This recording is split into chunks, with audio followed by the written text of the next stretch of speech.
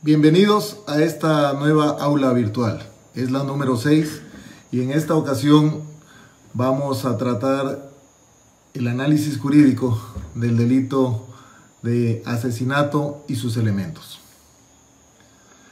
Cada semana, los días sábados a las 9:30 de la noche, estamos realizando este enlace virtual de manera gratuita y en transmisión en vivo como parte de la vocación académica y la contribución en el área penal que nos compete a los que ejercemos la cátedra de Derecho Penal. Tratamos un tema distinto cada sábado. Algunos temas tienen que ver con la parte dogmática, otros temas tienen que ver con la parte procesal penal, pero sin duda todos estos temas abordan cuestiones de sumo interés para los penalistas y para los juristas y estudiantes de derecho de manera general.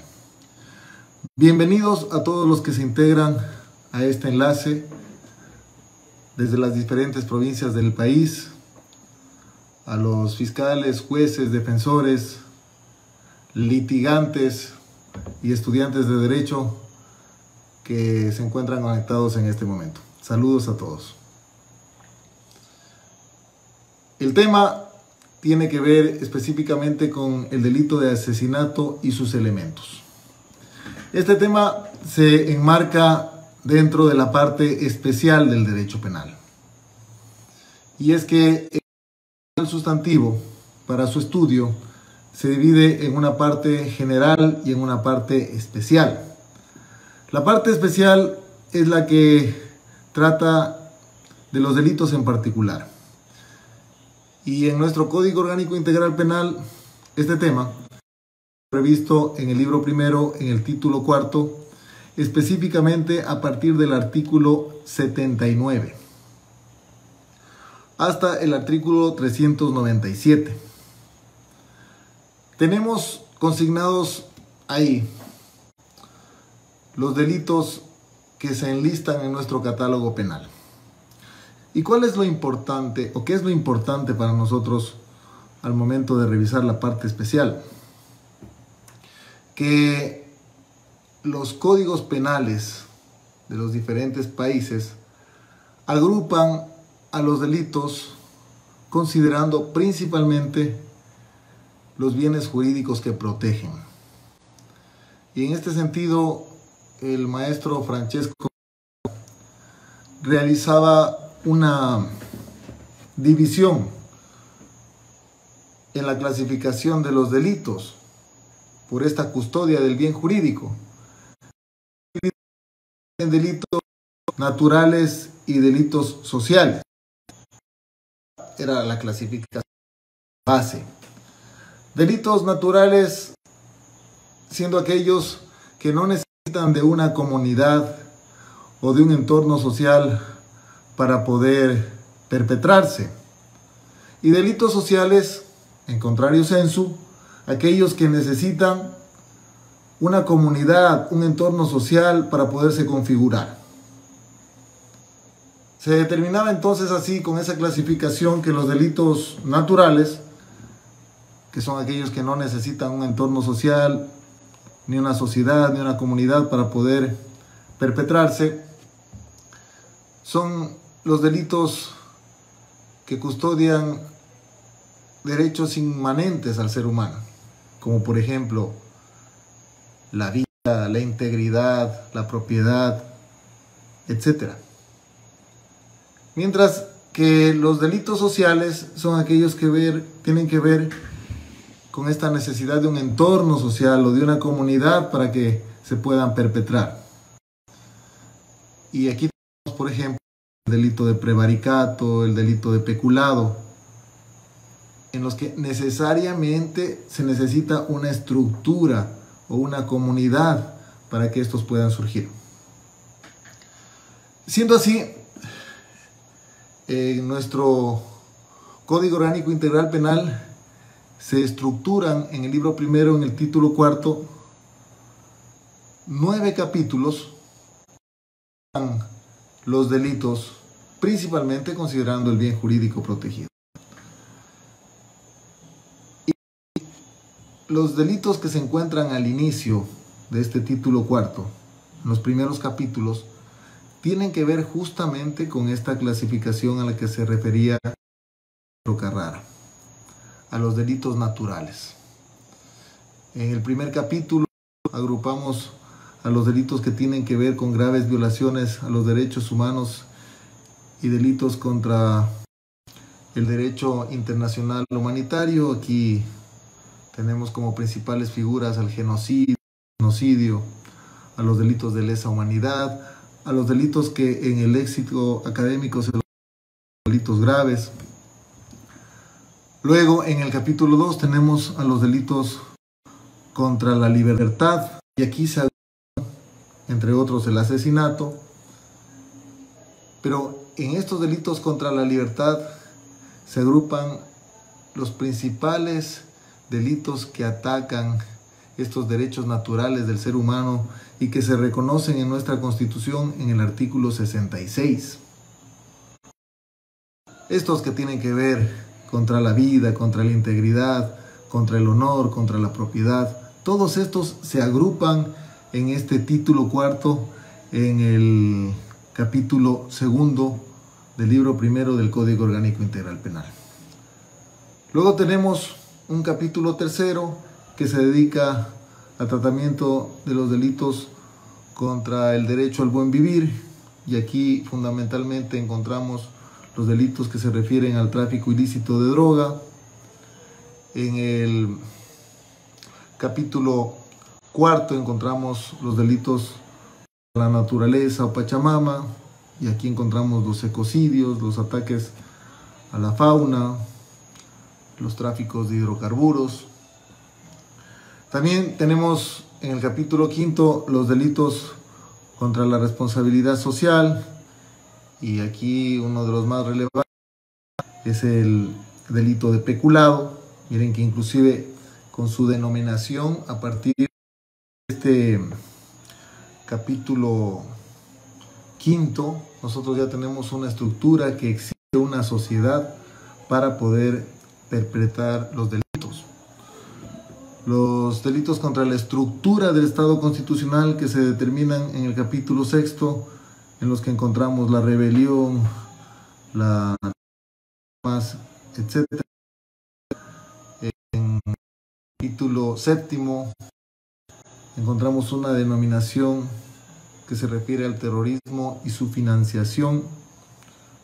Lo correcto debió ser, pero lo ubicaron como financiación. En el capítulo octavo tenemos los delitos de tránsito, y en el capítulo noveno tenemos las contravenciones. Aquí deberían concentrarse todas las contravenciones. Sin embargo, tenemos contravenciones a lo largo de todo el Código Orgánico Integral Penal. En este título cuarto del libro primero tenemos contravenciones en otros capítulos, sin que se concentren todas en esta parte que se denomina contravenciones, este capítulo noveno. Este es el marco general entonces de la estructura de la división de los delitos que realiza esta parte especial de nuestro Código Orgánico Integral Penal. Ahora bien, todo este se lo realiza en lo que se conoce como la teoría del tipo. Y al tratar de la teoría del tipo, debemos considerar que específicamente este delito de asesinato se enmarca en un ataque específico al derecho a la vida. El derecho a la vida, constitucionalmente enmarcado en el artículo 66, número 1 de la norma normarum, establece la tutela del derecho a la vida como el derecho más importante que tiene el ser humano. Y es que a partir de este derecho puede gozar de los demás derechos. Solamente cuando el ser humano tiene, puede gozar de la propiedad, puede gozar de la integridad, puede gozar del buen nombre, de la buena fama, etc. Entonces, el derecho a la vida es el derecho principal que se reconoce al ser humano, inclusive desde su concepción. Y aquí imaginar que cuando el ser humano todavía no ha nacido, esa muerte se entiende en nuestra legislación y doctrina como aborto, y cuando nace, la muerte toma distintas figuras jurídico-penales dependiendo de la forma de matar. Si esa forma es menos grave, si esa forma es más grave, o si esa forma simplemente se comete en circunstancias que no tienen ni agravación ni atenuación. Dependiendo de estas circunstancias, entonces tomará su denominación. Partiendo de este razonamiento, debemos considerar que los delitos en donde se ataca la vida y se causa la muerte de un ser humano, simplemente con intención, esta figura corresponde al delito de homicidio. Y este es el tipo base. Tipo base es aquel que determina las características o elementos esenciales de una determinada figura delictiva. Y en tratándose de los delitos contra la vida, el tipo base es el tipo de homicidio. Antes, y en doctrina todavía se sigue manteniendo la referencia a homicidio simple. Es decir, una muerte causada a otra persona con intención, sin agravación y sin atenuación. Y en la medida que estos tipos penales se van agravando o atenuando, tenemos otras figuras delictivas que se determinan en nuestra legislación y se reconocen en la doctrina. A medida que el tipo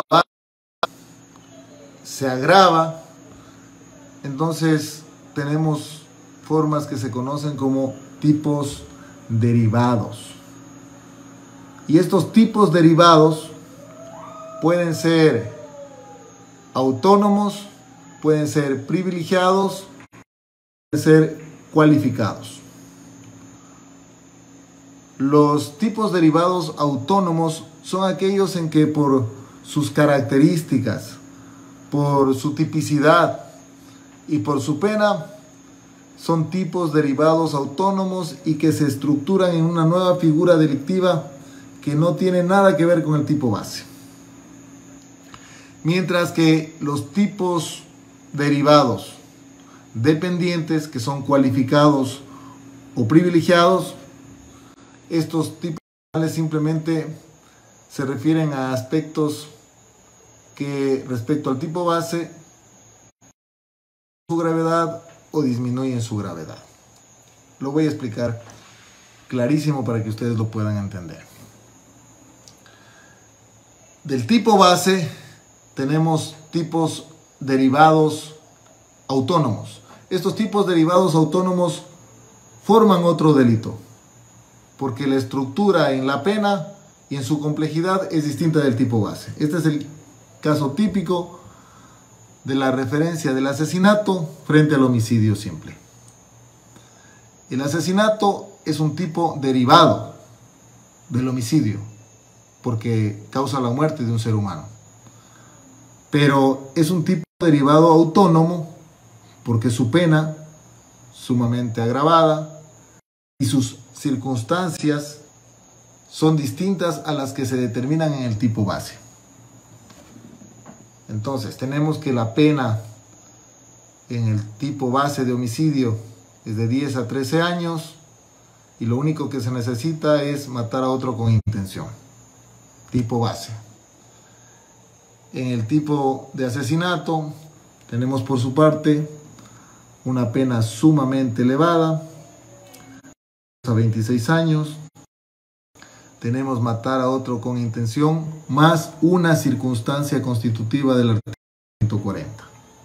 Es decir, en este caso, este tipo se torna en un tipo autónomo por las peculiaridades que tiene su descripción típica, por su pena, por su tipicidad.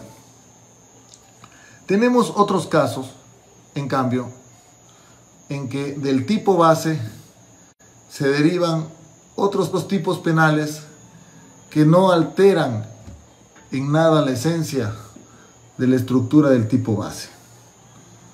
Y son privilegiados, siendo dependientes, no autónomos, son privilegiados cuando disminuyen la gravedad, específicamente se refiere a la pena, agravan la pena. En este caso son cualificados. Entonces, son tipos penales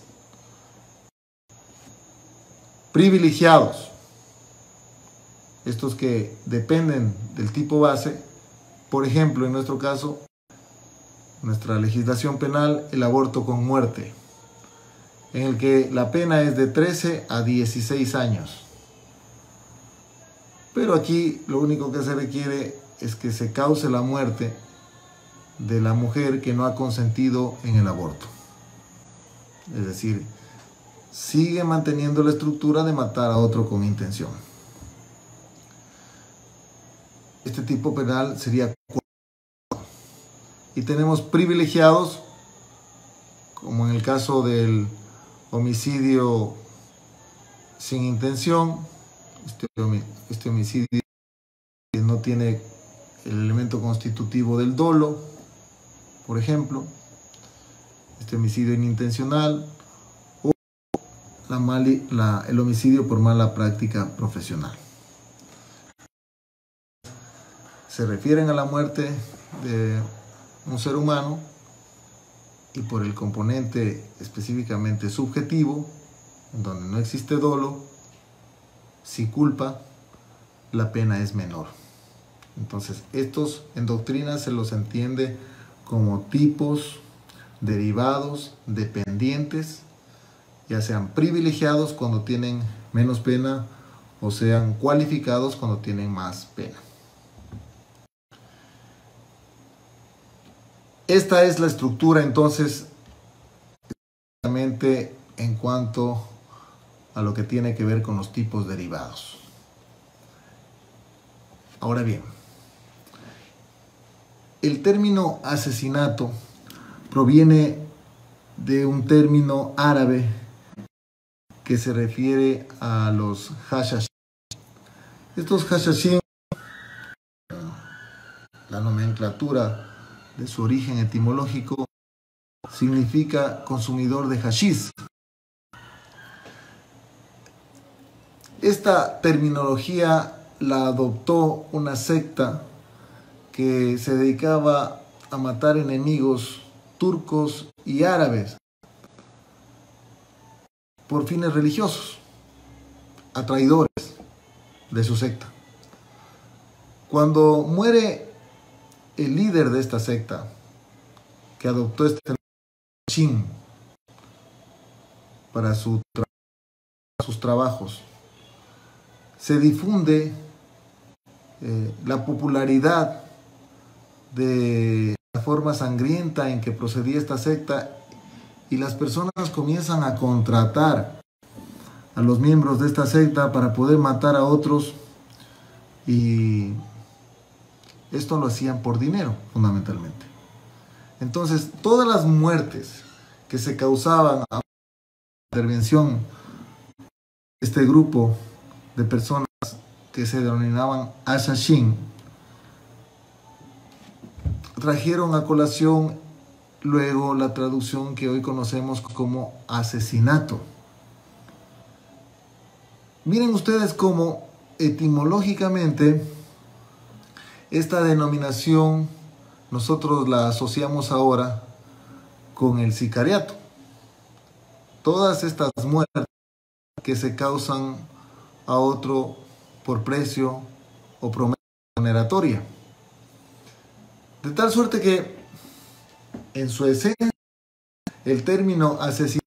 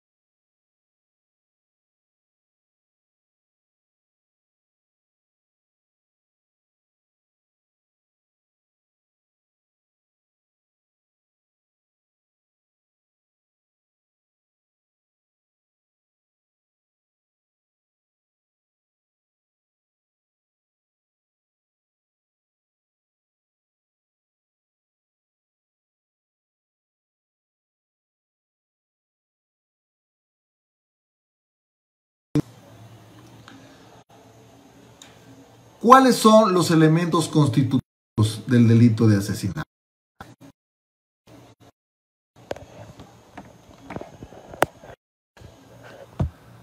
Los elementos constitutivos del delito de asesinato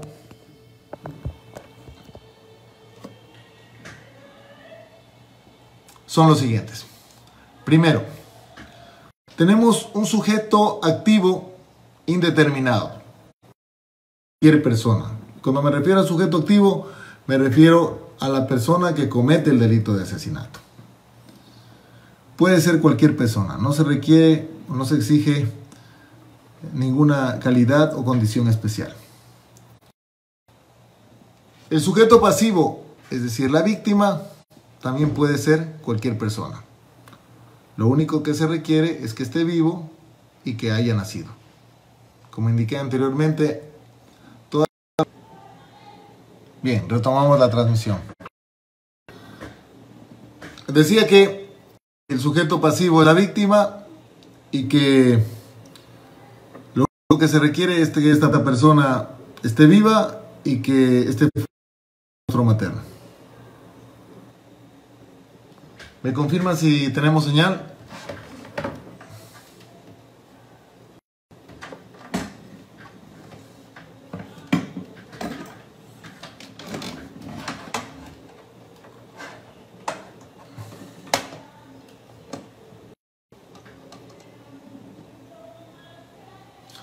¿Me confirma si tenemos señal?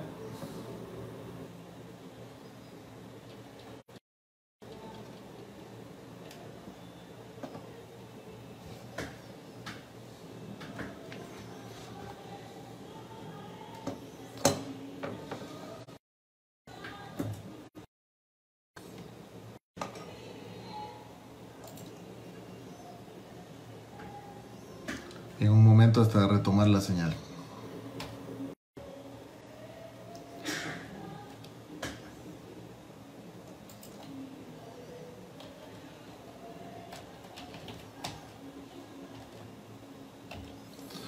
Bien, vamos a continuar entonces. El núcleo o verbo rector es matar.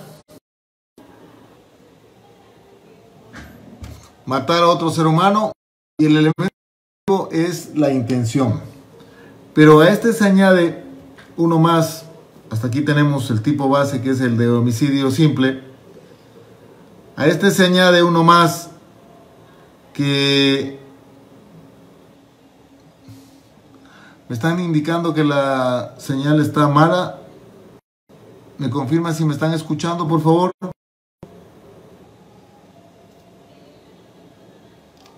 ¿Me confirman si me están escuchando?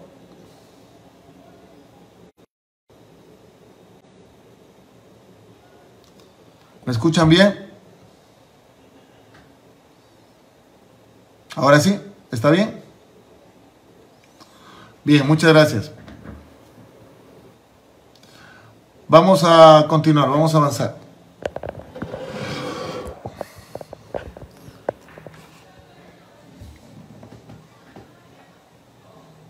Vamos a avanzar.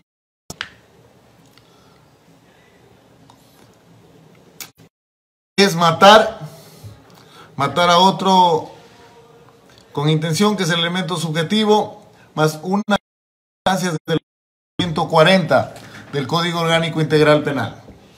El artículo 140 determina las instancias que al unirse al tipo base lo convierten en un delito autónomo, derivado autónomo. Se requiere una circunstancia para poder configurar el asesinato. Una circunstancia. Se detallan varias circunstancias en este artículo 140. Sin embargo, para configurar el delito solamente necesitamos una. Y a esto es lo que se conoce como asesinato simple. El asesinato simple es aquel en que se causa la muerte de un ser humano con intención más una circunstancia del artículo 140. Y esto es relevante porque al establecerse varias circunstancias, debemos especificar aquí que existen varias posibilidades al momento de trabajar con la teoría de las circunstancias o los elementos accidentales del tipo. Me refiero a que el asesinato simple es aquel que se configura con una sola circunstancia. Por ejemplo, matar a otro con intención, con alevosía. Aquí nosotros ya tenemos una figura de asesinato. ¿Procede la aplicación de atenuantes en el presente caso? La respuesta es sí. Puede existir un asesinato con alevosía simple en el que se permita la aplicación de atenuantes, estas que están previstas en el artículo 45, o también un atenuante trascendental en el artículo 46. Es decir, cuando la circunstancia es constitutiva, forma parte del tipo, forma parte de este elemento objetivo del tipo.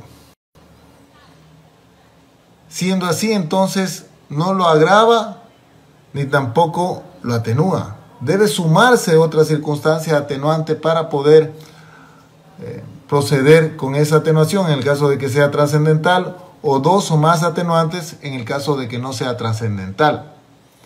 A esto se conoce como asesinato atenuado, aquel en el que existe la intención, existe la muerte y existe una sola circunstancia. No existen otras circunstancias que lo agraven a ese asesinato. Si se prueba antes dos o más, artículo 45, o si se determina la atenuante trascendental del artículo 46, entonces en este caso procede la reducción de la pena. Mas sin embargo, si en este asesinato con alevosía, por ejemplo, se prueba la participación con el auxilio de una de las agravantes del artículo 47, entonces tenemos un asesinato agravado con agravantes genéricas.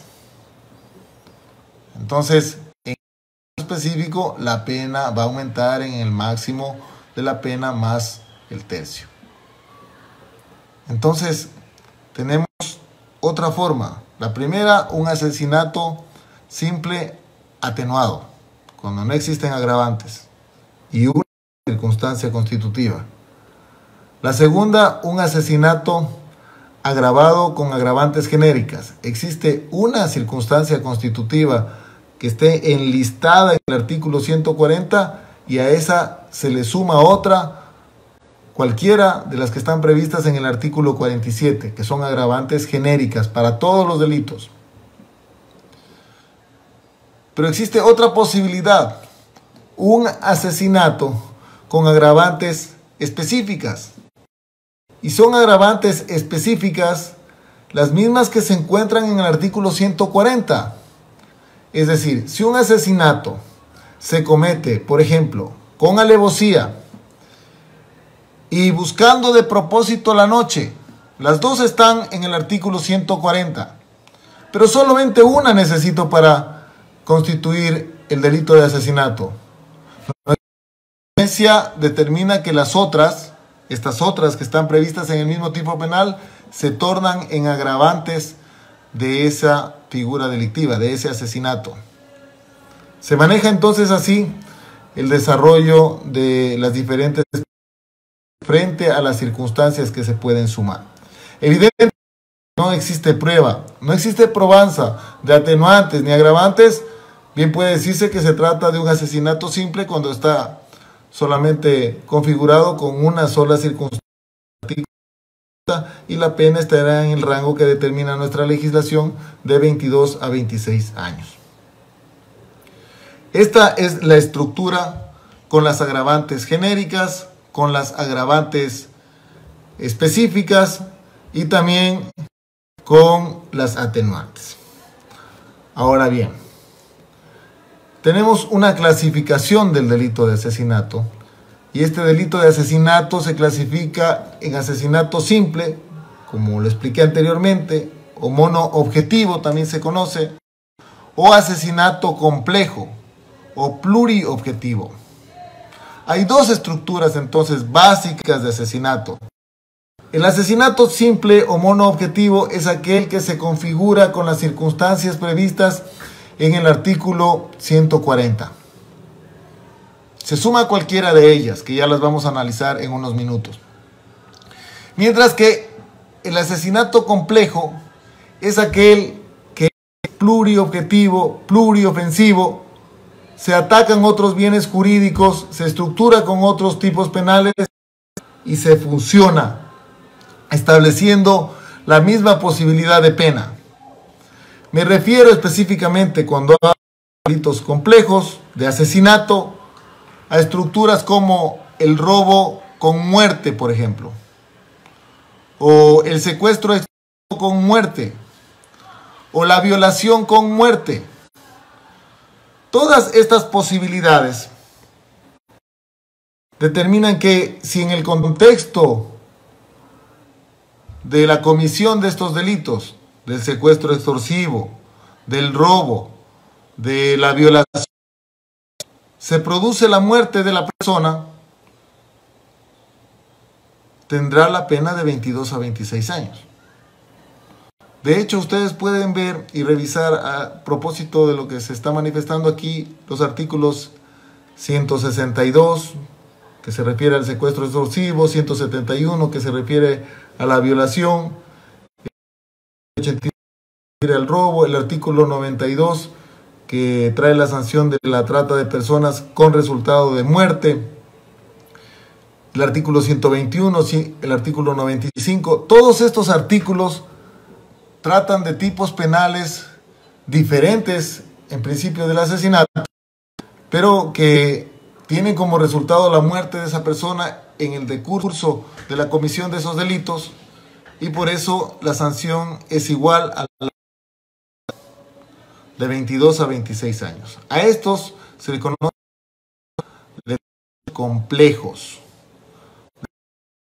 complejos, y no son otra cosa que delitos que responden a un principio, el principio de consunción.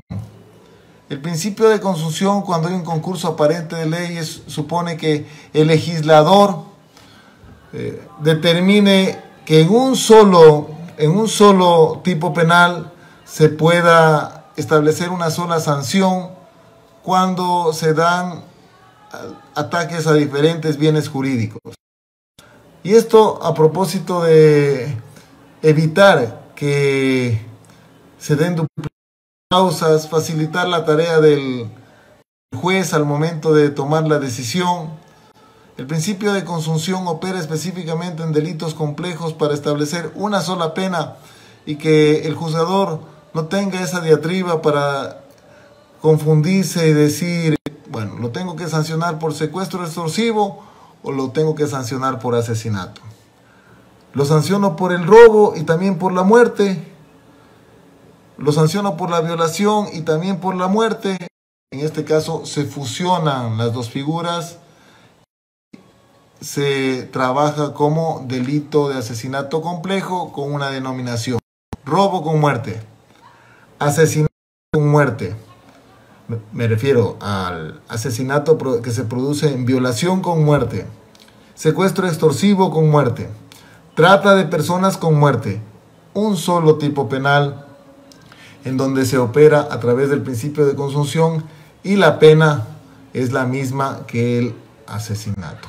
Es decir, se absorbe tal vez en este caso un delito que tenga un ataque a un bien jurídico, jerarquía, por ejemplo el robo, en donde se ataca el derecho al patrimonio o la propiedad frente a la vida, pero si en esta colisión se produce la muerte de la persona, entonces se lo sanciona como delito de asesinato complejo con la denominación que le dé nuestro código: robo con muerte, violación con muerte, trata con muerte.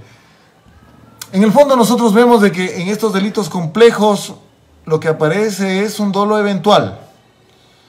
El elemento subjetivo, la intencionalidad que aparece de inicio de matar. El sujeto quiere robar. Se produce un forcejeo con la víctima. Lo amenaza con un cuchillo. La víctima reacciona, trata de defenderse. Trata de quitarle el cuchillo. Pese a que el sujeto activo, el delincuente, inicialmente lo único que quería era robar y llevó un cuchillo para amedrentar, para amenazarlo, para tratar de que la víctima le entregue las cosas. Sin embargo, ante la reacción de la víctima, el delincuente clava el cuchillo, clava la puñalada y mata a esa persona. En ese caso específico, al existir esta muerte, a propósito, se advierte que existe un dolo eventual.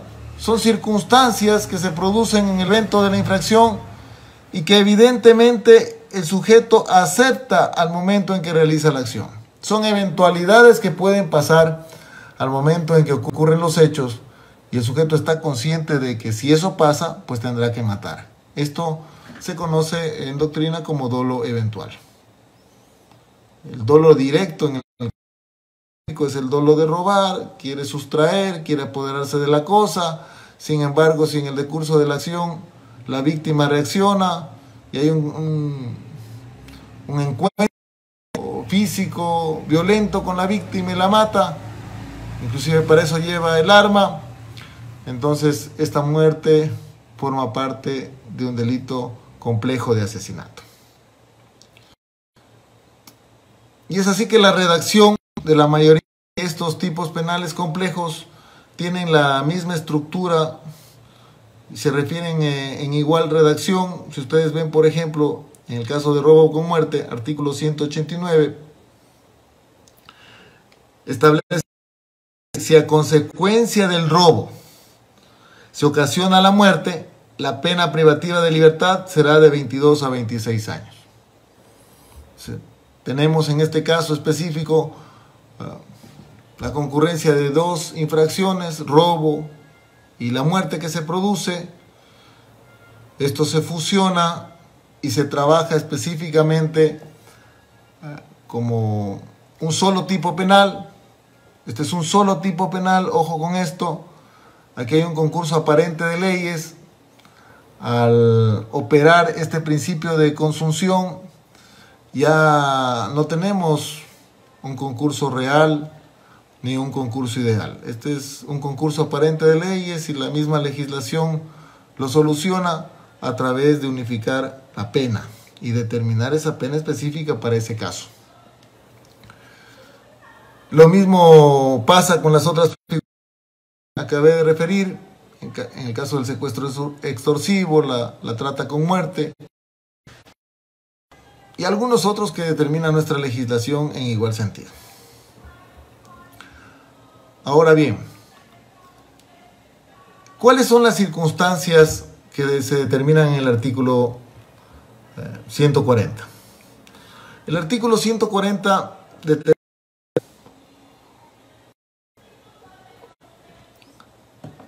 algunas circunstancias, todas estas constitutivas del delito de asesinato.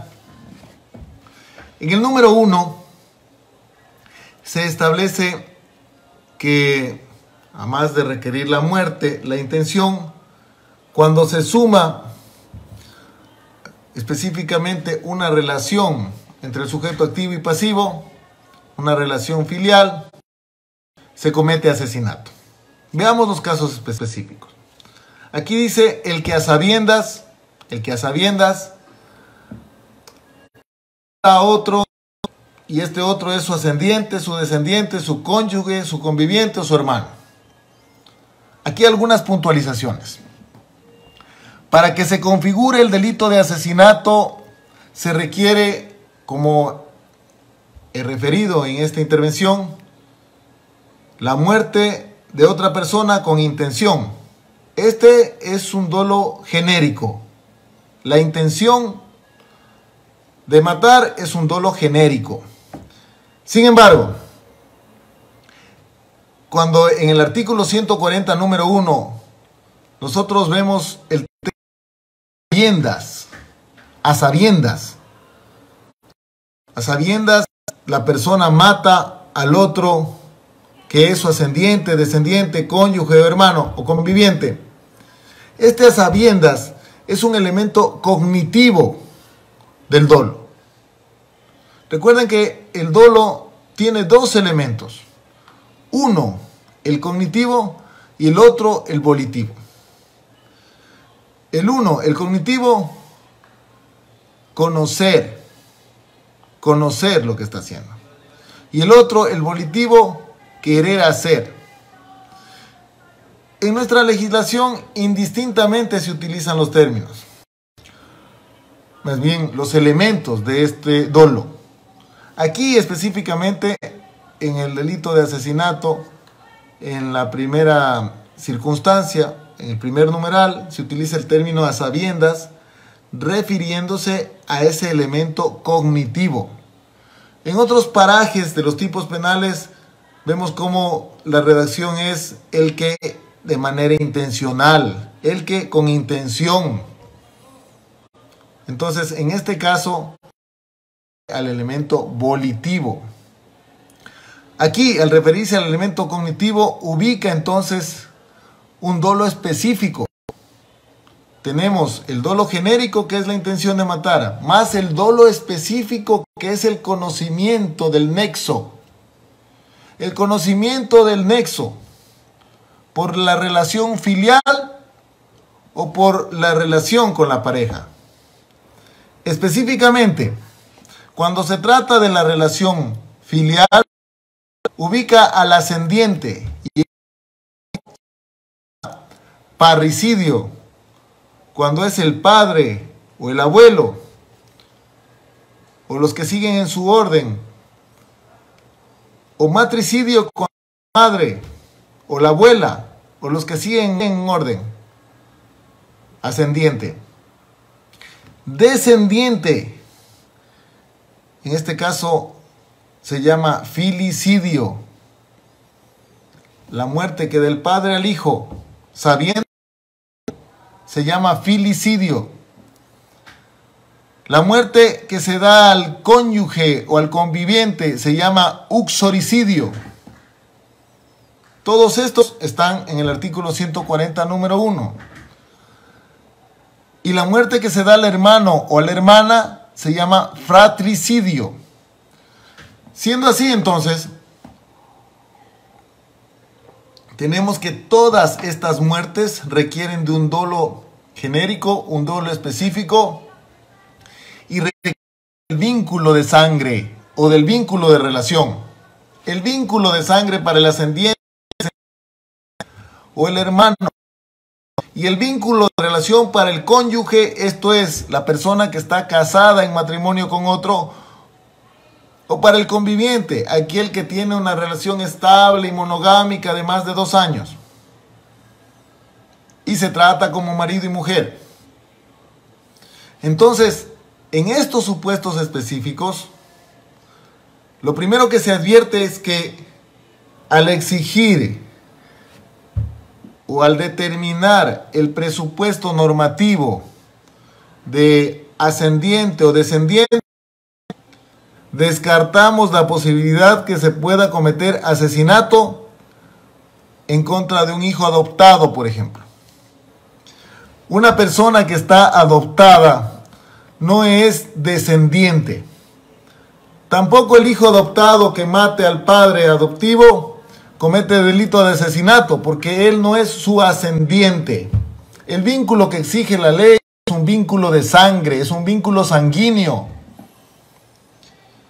Evidentemente, para el vínculo de relación necesitamos establecer de que se trata del cónyuge con la partida de matrimonio, o que se trata del conviviente, determinándose la probanza a partir de las declaraciones de unión de hecho o la existencia de hijos en común, etc. ¿Cuál es la circunstancia específica que agrava la comisión de la muerte en estos casos? ¿Por qué se agrava la muerte causada a otro cuando a sabiendas mato al ascendiente, descendiente, cónyuge viviente o al hermano? En este caso específico, de los que tienen el vínculo de relación, me refiero al ascendiente, descendiente o hermano, lo que sanciona la ley, lo que considera la ley, es el desprecio a la propia sangre, es el desprecio a la familia como núcleo fundamental de la sociedad, núcleo principal del ser humano. Ese desprecio es el que justifica la agravación del tipo. Despreciar a otro, despreciar al que me da vida, o despreciar al que le di la vida, o despreciar al que comparte mi sangre siendo mi hermano. Este desprecio no me impide inclusive matarlo. Entonces ahí procede que se agrave la pena y procede que se configure el asesinato. En el caso del vínculo de relación me refiero al uxoricidio, y el uxoricidio cuando se mata al cónyuge o se mata al conviviente se da por el grado de confianza que existe en la relación para poder aprovechar cualquier momento y matar. Esta ciertamente es una circunstancia que va más allá del amor o va más allá de los sentimientos. La agravación se da por la posibilidad de encontrar en ese tipo de relación cualquier momento en los que se pueda operar para poder matar a la víctima, considerando también su vínculo y el vínculo que en algún momento unió esa relación en el grado sentimental. Vemos que en este caso figuras podrían darse derivaciones. Si en este caso el cónyuge o el conviviente es una mujer, bien podría tratarse en este caso en la práctica como un feminicidio, y esto es lo que sucede. No se enmarca en el asesinato, se enmarca en el feminicidio. También es otro caso de establecer como un tipo penal diferente al feminicidio, siendo que se trata de la misma posibilidad en que podría incurrir. La pena es la misma y además es una circunstancia que se agrava en virtud de la relación o del vínculo, siendo que esta figura, feminicidio como el sicariato, no son otra cosa que parte de la demagogia penal, abundar con tipos penales para poder establecer una aparente situación de respuesta cuando estas mismas figuras ya las tenemos contempladas en nuestra legislación y han estado contempladas siempre. Por precio o promesa ya está contemplado en el artículo 450, por demagogia penal ahora forma un tipo penal independiente. El feminicidio o femicidio, tipo penal independiente, cuando bien podría enmarcarse en esta figura del artículo 140, número 1. Sin embargo, le damos una figura independiente para poder, como digo, dar una apariencia de respuesta penal. El número 2, 140, trata de la circunstancia de indefensión, inferioridad o aprovecharse de esta situación. Esto es lo que se conoce como operar sin riesgo para la persona cometiendo el delito, sin riesgo de respuesta o sin riesgo de defensa, sea que se genere esa condición de indefensión o sea que se aproveche de esa condición de indefensión. En este caso específico, por ejemplo, buscan una posibilidad de no confrontamiento entre el sujeto activo y la víctima, y además tratan de medios fraudulentos que buscan disfrazar la muerte como si se tratarían de circunstancias accidentales. Esta nomenclatura que se utiliza en el 140 número 3 es totalmente inapropiada.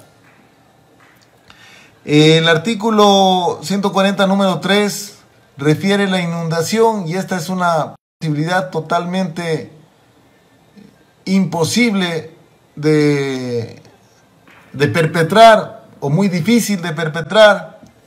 El término interior del dañando sus órganos vitales y produce grandes dolores en el sujeto. Es una forma cruel. El incendio es otra forma que no determina con claridad la circunstancia específica que seguramente quiso concretarse al momento de determinarla como circunstancia constitutiva de asesinato.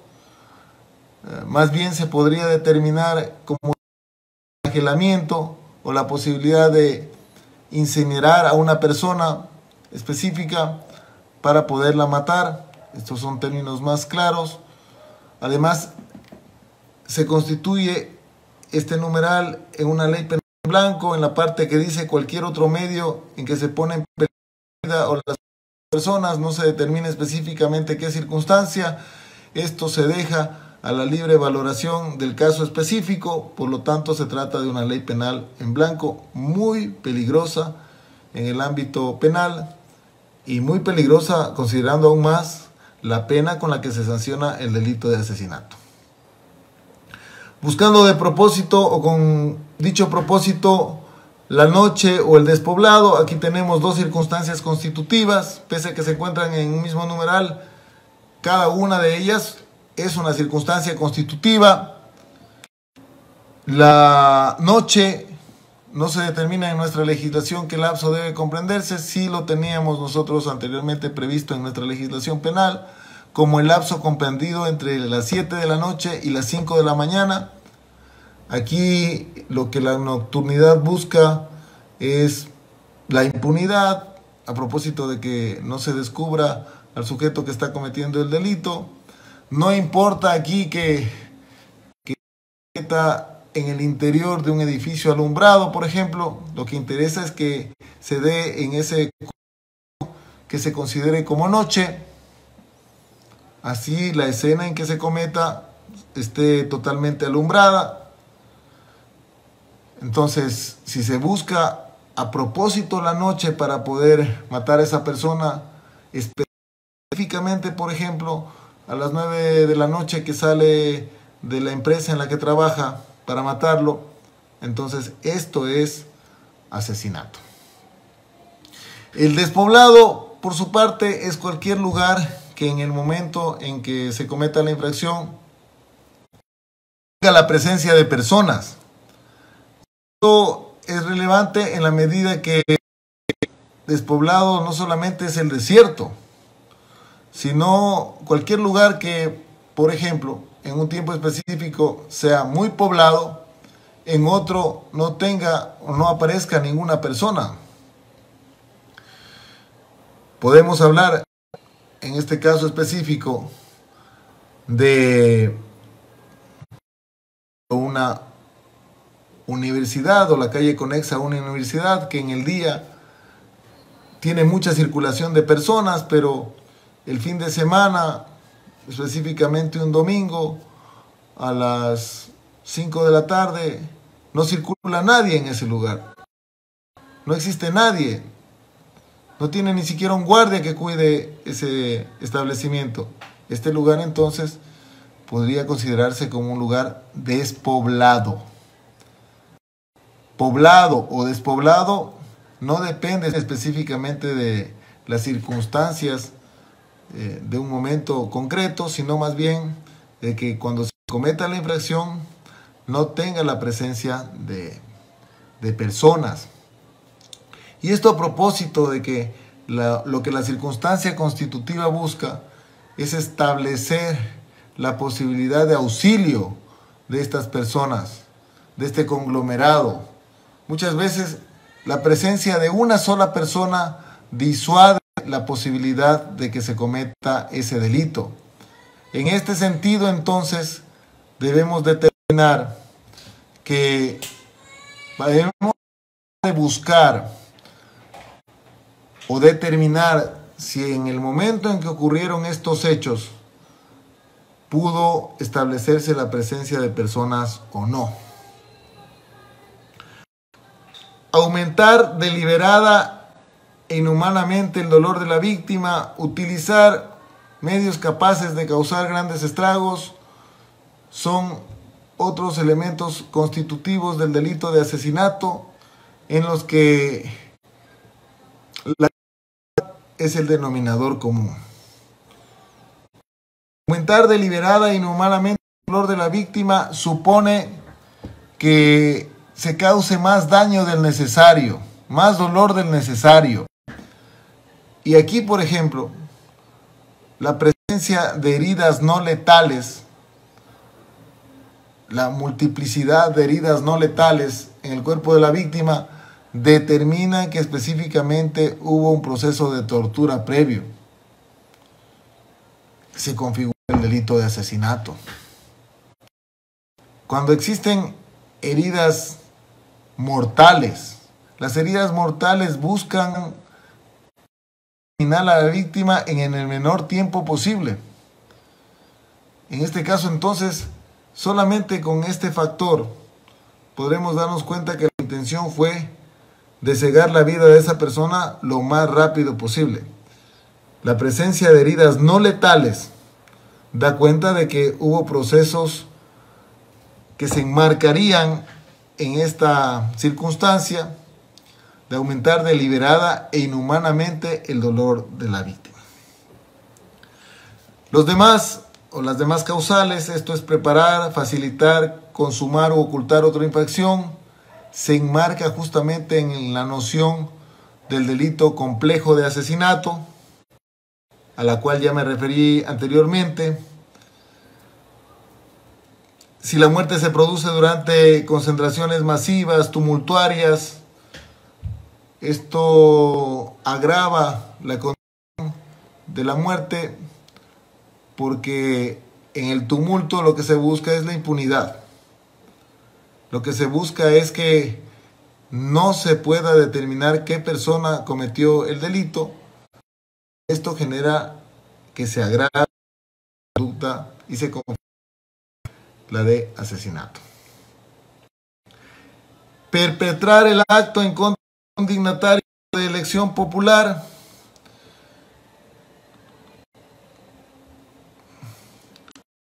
O elementos de las Fuerzas Armadas, la Policía Nacional, fiscales, jueces o miembros de la función judicial, también constituye el delito de asesinato, y esto a propósito específicamente de la función que desempeñan esas personas en el decurso de los asuntos relacionados con su función, es lo que agrava el tipo penal. Es decir, son situaciones en que se genera riesgo a propósito del desempeño de las funciones que les corresponden a este tipo de personas.